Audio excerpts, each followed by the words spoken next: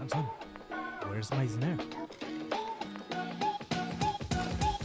No quiero despertar y si no voy a trabajar, creo que mi jefe se puede enojar. Lleno de ansiedad, me pregunto a dónde van esos pensamientos que en mi cabeza están. ¿Qué se escuchó? ¡Oh, no! Otra vez tú, me voy a quedar solo. ¿Qué hago si se va la luz? Otra vez me toca ir a la bodega. Oh, mira una maceta. Llevo meses en una relación lleno de problemas y desesperación. No sé cómo decirle a mi novia que no tendremos sexo porque tengo tripofobia. Terapia debo ir, me debo desahogar, aunque me preocupa que me van a recetar. Me siento y pienso en todas estas mamadas. ¿Qué voy a hacer con mis maniacadas?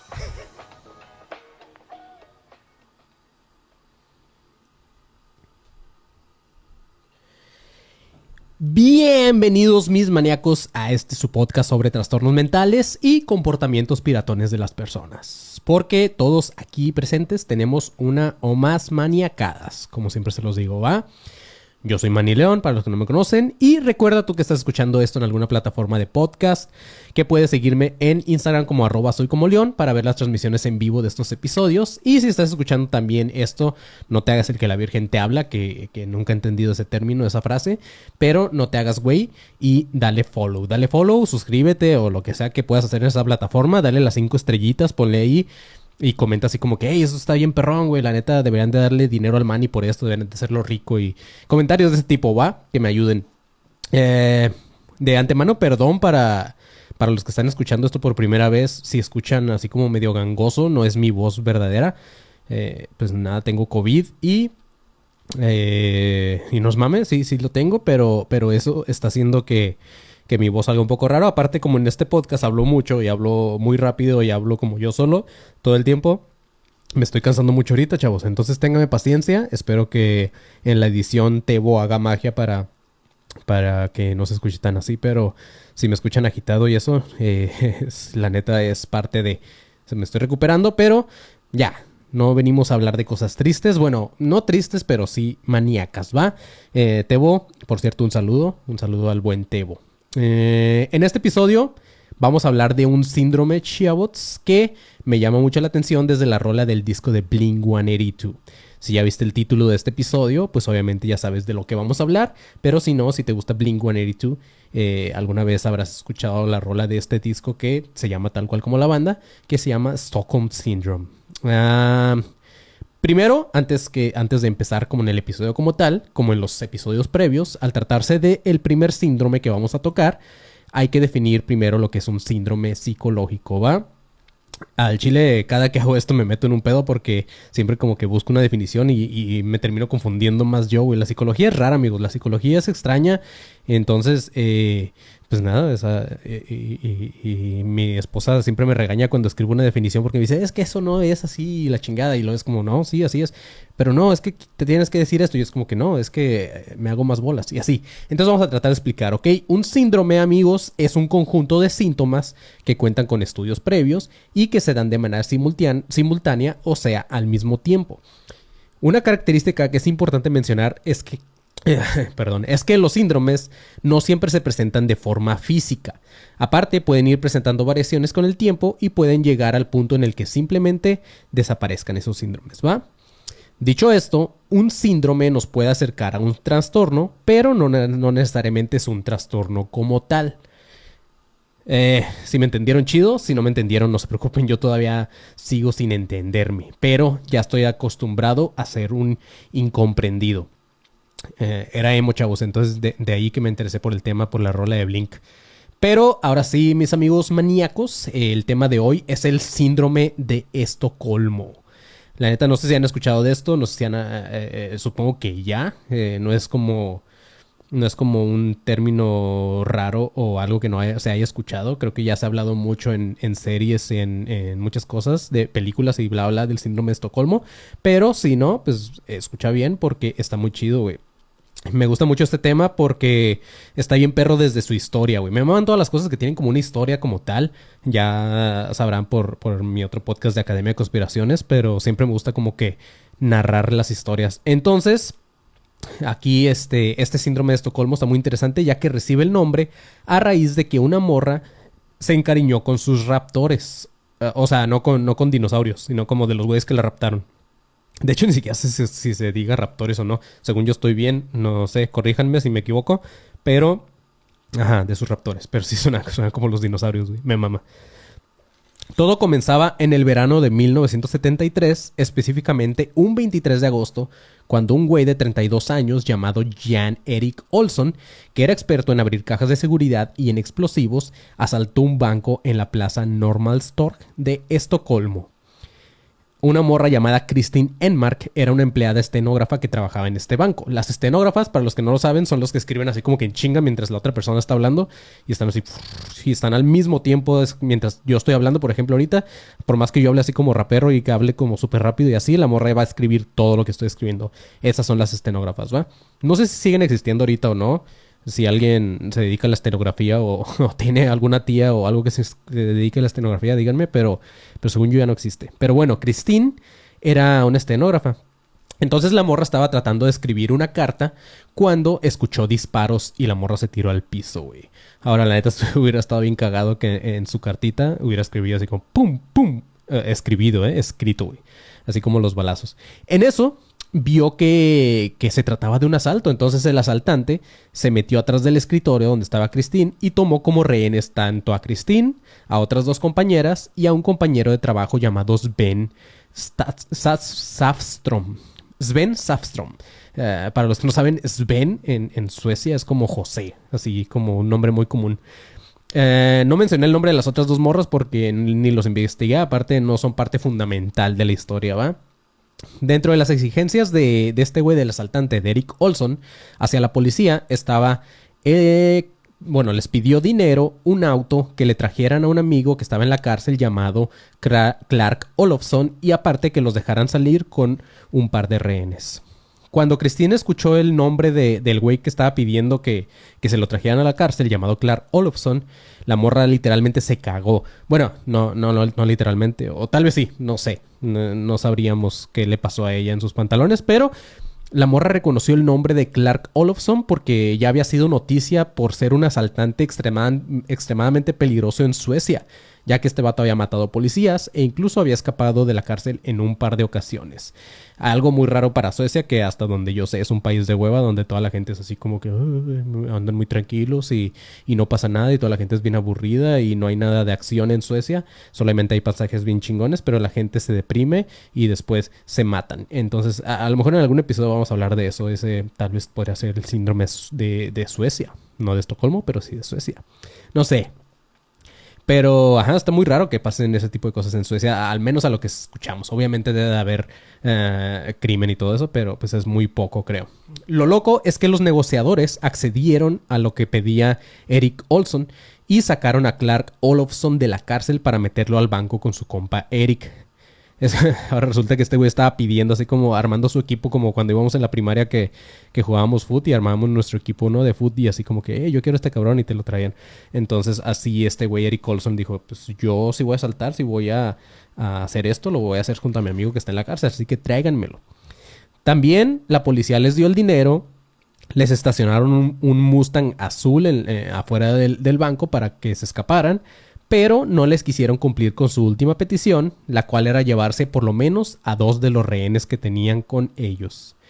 Gracias a esto, el asalto gracias a que la policía no cedió, el asalto duró 6 días, güey. O sea, 6 días estuvieron atrapados en ese banco los rehenes con estos asaltantes.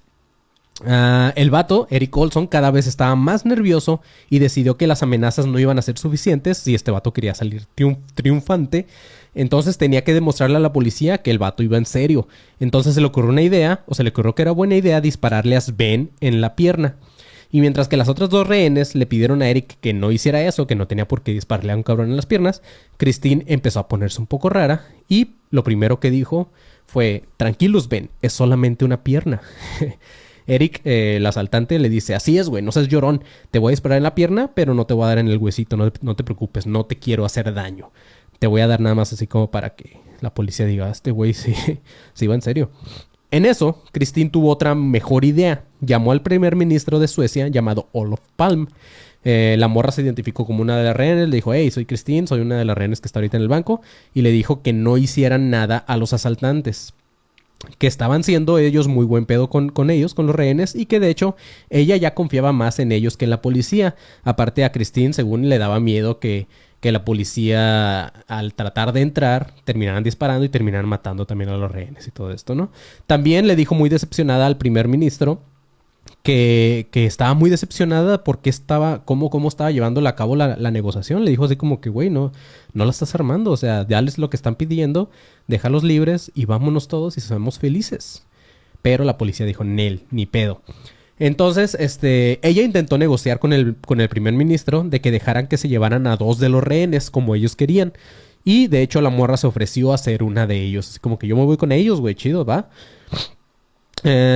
Olof Palme, el primer ministro.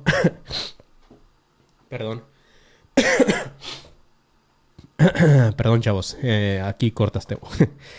Olof Palme, el primer ministro, le dijo como que estás pero bien pendeja, güey. O sea, bueno, tal vez no lo dijo así o tal vez sí, no sabremos. Pero, o tal vez sí se lo dijo, pero en sueco, ¿no? Le dijo, no, ni de pedo. Es imposible lo que estás pidiendo. Y, de hecho, según testigos, esta llamada, la que le hizo Cristina al primer ministro, se grabó para usarse en el juicio y todo este tipo de cosas. Y se tuvo que eliminar una parte, según los rumores, en la cual el ministro le decía lo siguiente. Le dijo, bueno, está bien, quizá entonces también usted, Christine, tendría que morir junto a los asaltantes. Se lo dijo en forma amenazante, así como, sí, ¿te quieres ir con ellos? ¿Quieres ponerte de su lado? Pues tal vez a ti también te toque. Iba a decir otra palabra, pero no. Después de los 6 días encerrados, ahí con los asaltantes, por fin la policía pudo entrar y pudo tomar este banco. Para entonces ya todos estaban del lado de Christine. Los 4 rehenes, en forma de protección para los asaltantes, les pidieron que salieran acompañados con ellos, así la policía no los iba a matar. Ya en la puerta de la salida del banco, los secuestradores estaban tan agradecidos con los rehenes que se despidieron de beso de las morras, las morras que tenían ahí como presas, y también le dieron un apretón de manos a Sven, al vato que le iban a disparar en la pierna. Christine para entonces ya estaba más molesta con la policía que con los asaltantes. De hecho, hay rumores, y digo rumores porque no hay nada que lo confirme, pero según esto, Christine intentó casarse con uno de los asaltantes. Nada más que no vi si con Eric o con el otro güey. Unos días después de este incidente, el negociador principal, que era un psiquiatra llamado Niels Bejerot, le comunicó al mundo en una rueda de prensa que lo que había pasado con Christine se trataba de una especie de síndrome, a la que este güey le dio el nombre justamente del síndrome de Estocolmo. Y que Christine había actuado de esta forma como una forma de protección en donde tuvo regresiones como emocionales a su infancia como parte del shock, en donde como los asaltantes les estaban prohibiendo comer, les prohibían hablar, les prohibían ir al baño solos, etcétera, la morra empezó a sentir como el cariño que tenía por su madre. Empezó a ver en los asaltantes como una figura así de autoridad. Entonces, eso fue lo que según este güey que inventó o el término del síndrome de Estocolmo, fue lo que le pasó a Christine. Y así, en 1970, el síndrome quedó definido tanto para la FBI como para Scotland Yard. Ya era un tema que se hablaba en estos lugares. Unos años más tarde, se dio un caso extraño de una morra llamada Patty Hearst. Esta morra era rica, bueno, su familia era rica, tenía una fortuna y esta morra era la heredera de esa fortuna de una familia que eran dueños de un periódico en California. Patty fue secuestrada por militantes revolucionarios y después de meses de estar encerrada con ellos, secuestrada, se les unió para cometer un robo, güey. O sea, la morra se hizo parte de los militantes. Obviamente la arrestaron y en el juicio sus abogados usaron el síndrome de Estocolmo para la defensa de esta morra. Así, Patty se convirtió en la primera persona a la que podríamos decir que se le diagnosticó, además de Christine, el síndrome de Estocolmo, ¿ok? Aquí cabe recalcar, como en los episodios pasados, que siempre les menciono si este trastorno está dentro... Bueno, para empezar, un síndrome no es un trastorno, pero el síndrome de Estocolmo no está dentro del DSM-5 o del manual del manual de diagnóstico para los trastornos mentales, ¿ok? No es parte del DSM-5, por lo tanto no te lo pueden diagnosticar como tal. Pero aquí los abogados, los iba a decir los abusados, los abogados usaron el síndrome de Estocolmo como defensa para Patty Hearst, ¿ok?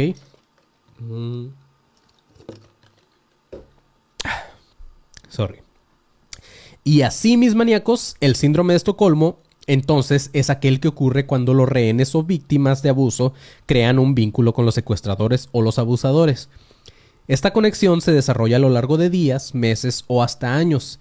Y en lugar de que las víctimas desarrollen un miedo o un odio hacia los malos, empiezan a simpatizar con ellos y hasta los defienden. Empiezan también a empatizar con ellos, ¿no?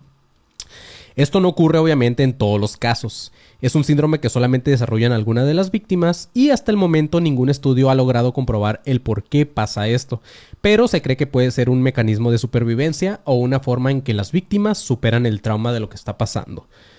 En episodios pasados ya hemos visto que hay síntomas relacionados con los trastornos que hemos hablado. En este en específico, pues si tuviéramos que poner como un síntoma, nada más sería que la víctima crea un vínculo con el victimario y te pones de su lado, ¿no? Así como si nos vamos como a grandes rasgos, esos son los síntomas. No hay síntomas como físicos que les pueda decir, pero sí, esos serían los síntomas. Pero para que se considere que se está hablando o que se está dando un síndrome de Estocolmo en una persona, tiene que haber ciertas condiciones, se tienen que dar. En primer lugar, tiene que estar retenido en contra de su voluntad.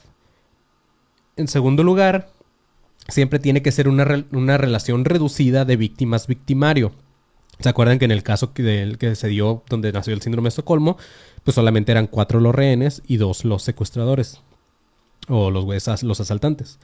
Si el número de rehenes es un grupo de varias personas, o sea, de más, el síndrome no llega a desarrollarse porque todos están así igual con miedo. Pues no sé, es como hay menos relación como víctima-victimario, ¿va? Entonces es más difícil que se desarrolle el síndrome de Estocolmo. En tercer lugar, la postura del victimario siempre tiene que ser como que de una persona firme y de cierta forma estar justificando sus actos para después poder tener influencia sobre su víctima. También debe de existir un contacto directo entre víctima y victimario para que con el tiempo la víctima pueda sentirse identificada también con el victimario. También la víctima debe de cierta forma carecer de un control interno y estar un poco vulnerable ante la situación.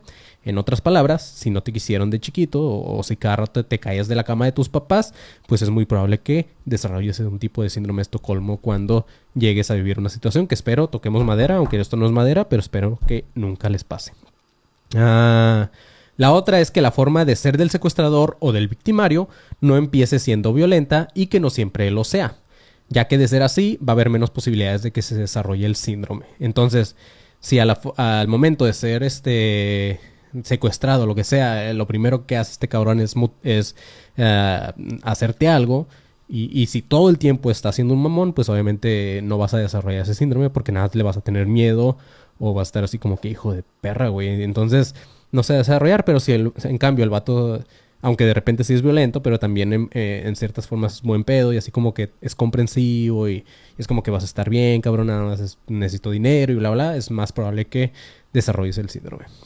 Y por último, es necesario que desde el primer momento la víctima siente que corre peligro para que más adelante la situación se invierta y sienta que está segura al lado del victimario. Está bien loco ese pedo, güey. Después de que se dan todas estas condiciones, vienen 4 fases que se van dando durante el síndrome de Estocolmo, ¿va? La primera fase es la desencadenante. En esta fase, los primeros malos tratos rompen el sentimiento de seguridad y de confianza por parte de la víctima. En esta se produce una especie de desorientación, pérdida de referentes y en varios casos también una especie de depresión en las personas, en las víctimas. Después sigue la reorientación.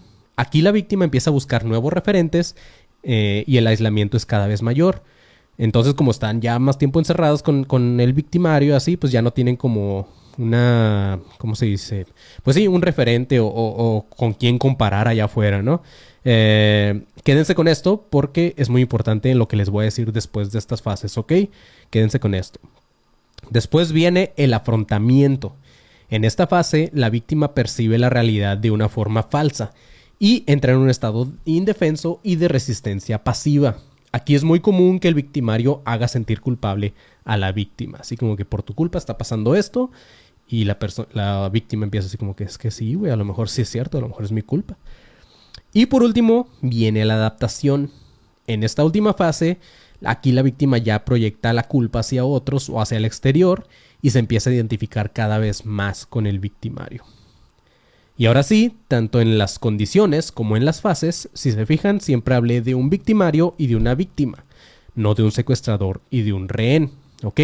En este podcast, amigos, todo está fríamente calculado, mis chavos, así que nada es nada porque sí, o sea, no estoy haciendo este podcast porque si no, no lo haría, güey, o sea, yo podría estar ahorita dormido y descansando, pero no, estoy aquí porque quiero que ustedes aprendan, ¿ok? Lo dije como víctima y victimario porque, aunque algunos no están de acuerdo, desde los 90s dejó de tomarse como un síndrome de Estocolmo, específicamente los casos de secuestros, ¿va? Como dice el título, porque cuando salga este episodio, ¿cuántas veces hemos escuchado la típica frase de pégame pero no me dejes? Si se fijan, las condiciones y las fases que estuve leyendo anteriormente son idénticas a las de una pareja donde hay cierto abuso o violencia, o ciertos casos de abuso y violencia, ¿va? Entonces, pues por ahí va. Y justo en la actualidad, el síndrome de Estocolmo puede darse en todas las siguientes situaciones. Tal vez tú que estás escuchando esto digas, madres, güey. O sea, ya me dejaste pensando, Manny, y probablemente yo, o no sé, probablemente mi amigo, o probablemente mi tía, o probablemente mi compa, o lo que sea, están desarrollando un síndrome de Estocolmo. Y ahorita van a ver por qué. El síndrome de Estocolmo se da, justamente como les mencionaba, en las relaciones abusivas. En la investigación que se ha hecho sobre este síndrome, se ha demostrado que las personas abusadas, o sea, de abuso, no de personas listas y así, ¿ok? Las personas abusadas pueden desarrollar vínculos emocionales con su abusador. El abuso sexual, el físico y el emocional puede durar años.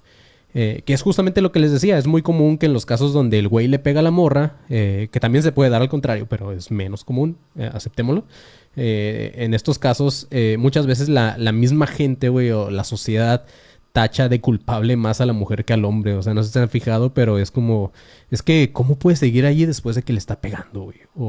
O no sé, es como... ella tiene la culpa por seguir ahí. ¿Cuántas veces le ha pegado y ahí sí le gusta? Ya le gusta que le peguen. Son los comentarios típicos que escuchamos a veces de las tías y todo ese tipo de cosas. Entonces...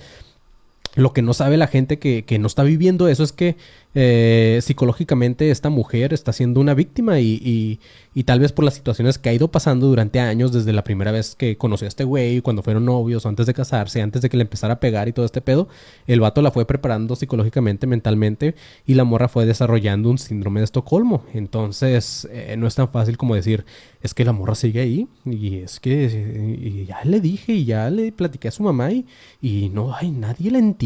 Entonces, pues para la próxima que escuchen un caso de este tipo, amigos, pues digan, hey, a lo mejor tiene un síndrome de Estocolmo. Tranquilos. Otro caso en donde se da el síndrome de Estocolmo, que también es muy común, es en el abuso infantil. Muchas veces los abusadores amenazan a sus víctimas con hacerles daño. Esto hace que las víctimas, para evitar que se enoje el victimario, obedezcan a todas las órdenes que les dan. Y esto, amigos, se vuelve más confuso cuando la víctima es un niño. O sea, para el niño no sabe lo que está pasando. Entonces el niño es... No tengo más referentes, mi única figura paterna o mi figura de autoridad es esta persona que está abusando de mí. Entonces, si él hace esto es a lo mejor porque tiene que hacerlo y a lo mejor es mi bien y sí, pues me da mucha tristeza y lloro y me enojo, pero pues él tiene la razón porque él es un adulto y yo soy un niño. Entonces ahí también se da el síndrome de Estocolmo, chavos. Otro caso, también muy común, es en el tráfico sexual. En muchos casos de trata de blancas y de toda esta madre, las víctimas dependen de... No entiendo por qué trata de blancas. Bueno, ya, que no me voy a meter en este pedo. Pero las víctimas dependen de sus abusadores para sus necesidades básicas como la comida y el agua, o a veces hasta ir al baño, güey. Aparte también les dan dinero de sus clientes y toda esta madre. Entonces, al darle como que, o al proporcionarles todas estas necesidades, las víctimas, que son las mujeres, sienten que los abusadores están viendo por ellas. Es como que estos güeyes me están cuidando, me están dando de comer, me dan agua, me dejan ir al baño, de repente me compran esto, o a veces me dan dinero. Entonces no saben y están siendo parte de este síndrome de Estocolmo con sus abusadores, que son los que tienen la trata de blancas, ¿ok? Y otro caso también, que este es el más común y tal vez aquí más de uno se identifique, es en las relaciones laborales. aunque aquí la víctima en este caso son los trabajadores, no están forzados a estar en una empresa, más que creo que los chinos sí, de repente sí hay casos en China que creo que sí están ahí como secuestrados, güey, ahí viven en la empresa y todo el pedo, pero bueno, en el caso común los trabajadores que son las víctimas, muchas veces las empresas o supervisores pueden tomar el papel del abusador. Y aunque las condiciones del trabajo no sean las adecuadas, los trabajadores siguen ahí porque creen que la empresa les dio la oportunidad y que están viendo por su bien. Lo cierto es que en varias empresas y trabajos se da el maltrato psicológico sin que los empleados estén conscientes de ello. Y de repente llegan estos temas de que pues es que no hay más trabajo y pues tengo que seguir aquí o es como, es que no es la empresa, me gusta mi trabajo y por eso sigo ahí.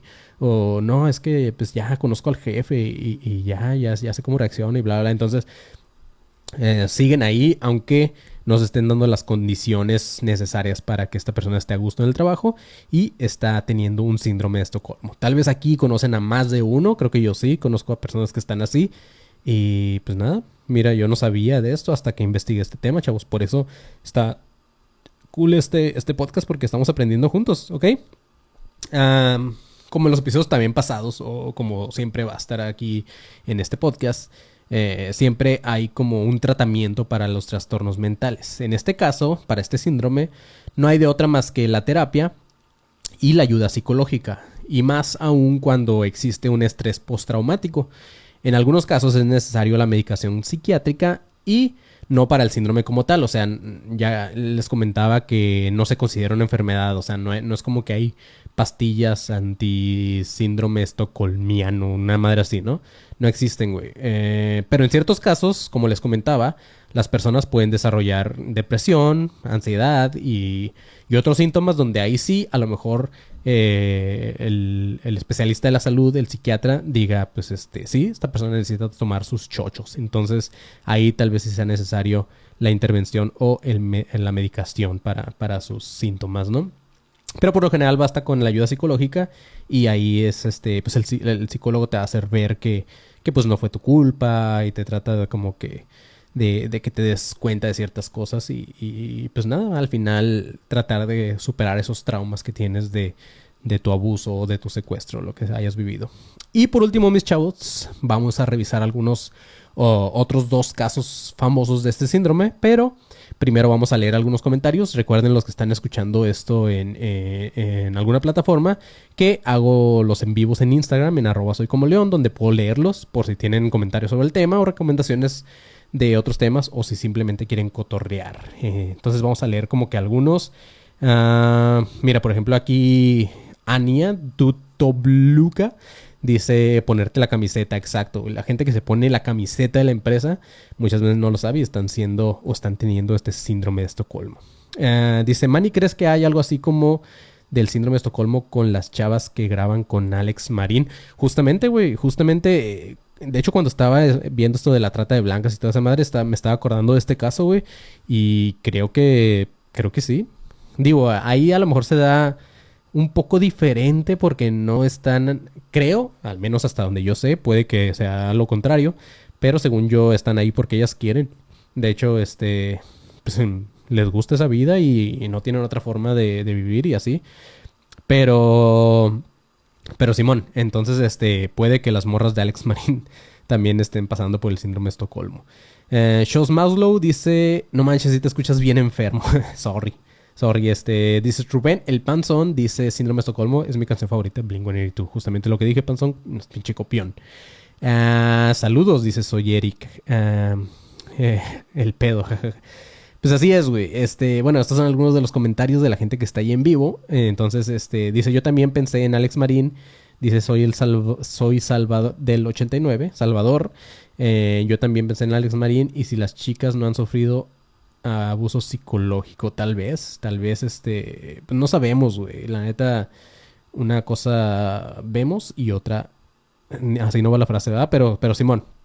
Entonces, pues gracias por estar aquí en vivo, chavos, y por estar mandando sus mensajitos. Ahora sí vamos a seguir con el episodio. Para la gente que está escuchando esto en plataformas, pues acuérdense de seguirme en @soycomoleon en Instagram para que puedan ver en vivo estos episodios.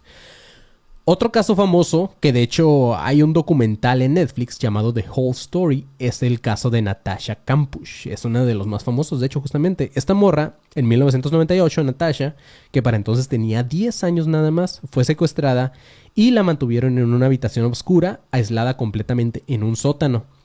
Su secuestrador, llamado Wolfgang Priklopil, algo así, que como está difícil su nombre, aquí lo llamaremos el hijo de puta, la mantuvo secuestrado durante 8 años, amigos. Durante todo este tiempo, el güey se portaba muy buen pedo, pero también la golpeaba y la amenazaba hasta con matarla. Un día Natasha, con suerte, logró escaparse y este vato se suicidó. Cuando le dieron la noticia a Natasha, esta morra empezó a llorar inconsolablemente y de tristeza porque el hijo de puta se había muerto. Entonces, al final desarrolló también un cierto lazo con su secuestrador y pues le dolió que se quitara la vida. Otro caso que también fue famoso fue en 1933. Digo, yo sé que les conté que la historia del síndrome de Estocolmo viene de un caso de la morra de esta Christine en 1973, pero 40 años antes ya se había registrado un caso parecido, solamente que no se le había considerado tal como un síndrome o así hasta que le dieron el nombre, ¿no? En este caso, 4 hombres detuvieron a punta de pistola a una mujer de 25 años llamada Mary McElroy. A esta morra la encadenaron en una granja abandonada y le pidieron dinero por el rescate a su familia. Cuando la pusieron ya en libertad y que se fueron a juicio y todo el pedo, a Mary le fue difícil mencionar el nombre de sus secuestradores justamente en el juicio. Y no fue por el choco, porque se le hayan olvidado los nombres ni nada, sino porque la morra desarrolló cierta empatía por ellos. Esta morra creía que no lo habían hecho por mal pedo, que pues, nada más necesitaban dinero y que de hecho la trataron muy bien. Entonces como que la morra en cierta forma se encariñó con ellos y fue parte del síndrome de Estocolmo. Entonces también fue un caso... Se podría decir que fue el primer caso, porque al menos es el primer caso registrado de algo parecido al síndrome de Estocolmo, aunque todavía no se le daba ese nombre, pero así es, güey. Aquí cabe destacar que estuve investigando y no es muy común, güey. Digo, es muy común los casos de la actualidad que les decía de las relaciones de abuso, trata de blancas, el abuso infantil, en la relación laboral, todo ese tipo de cosas sí es muy común. Pero en los secuestros no es tan común que suceda el síndrome de Estocolmo. Solamente en algunas de las víctimas es como parte de su instinto de sobrevivencia. Y pues hasta aquí este episodio, mis maníacos. No olviden seguirme en @soycomoleón para los episodios en vivo y para que me comenten cosas chidas o mal pedo también, o sea, también se aceptan. Recuerden que si están escuchando esto en alguna plataforma de podcast, también pueden darle follow y darle las 5 estrellitas o los 5 cosas que se le puedan dar más altas ahí en la plataforma de podcast. Y también escriban algo así como que no mames, el man está bien pitudo y cosas por el estilo. Entonces, pues nada, amigos, nos vemos el siguiente episodio y recuerden que si les gustó este episodio, escuchen Stockholm Syndrome también de Blink-182. Digo, yo sé que no tiene nada que ver, pero me mama esa rola, entonces escúchenla. Bye. Pues así es, mis chavos. Aquí ya se acabó el episodio. Y verga. Sí me fue difícil grabar esta madre, güey. La neta sí le batallé. Gracias a los que estuvieron aquí, pero sí, güey, sí. Creo que sí me está jodiendo el COVID, amigos. O sea, no me siento mal, pero madre es lo que me cuesta mantener como la respiración. Dice Miguel Mesa, lo que podemos asegurar de las morras de Alex Marín es que han pasado varios tragos amargos. Soy El Salvador, dice, ¿crees que las personas que han sido víctimas de abducción extraterrestre hayan adquirido este síndrome? En específico los que se consideran contactados, ¿puede ser? De hecho hay gente que se encariña o hasta que se enamoraron ya de los aliens. Creo que parte del síndrome es un poco más de constancia, ¿no? Pues sí, también. De hecho, el síndrome también se genera con eso. Manténganse cuerdos, perros, a huevo. Bueno, depende de cuántas abducciones lleve la persona, justamente. Pues así es, mis chavos. Gracias por estar aquí, neta, en vivo. Y nada, y por escuchar maniacadas, güey. He recibido buenos comentarios. Al parecer sí les está gustando. Entonces, pues muchas gracias. Síganlo pasando a sus compitas. Recomiéndenselos. Pásenle los episodios que se les hagan interesantes. Y pues nada, va a haber maniacadas para rato, perros. Por mientras, pues yo creo que yo ya me voy. Ya estoy bien pinche cansado de hablar y esperemos que ya. Esperemos que la siguiente semana ya vuelva a la normalidad y ya pueda hablar de corrido un chingo sin cansarme. Rubén tiene síndrome de estoy gordo. El Estocolmo, estoy gordo. Juego de palabras. Bien ahí, perro. Saludos a Rubén. Sale, chavos. Pues creo que ahora sí ya me voy. Los quiero un chingo. Gracias por escuchar. Y pues nos vemos.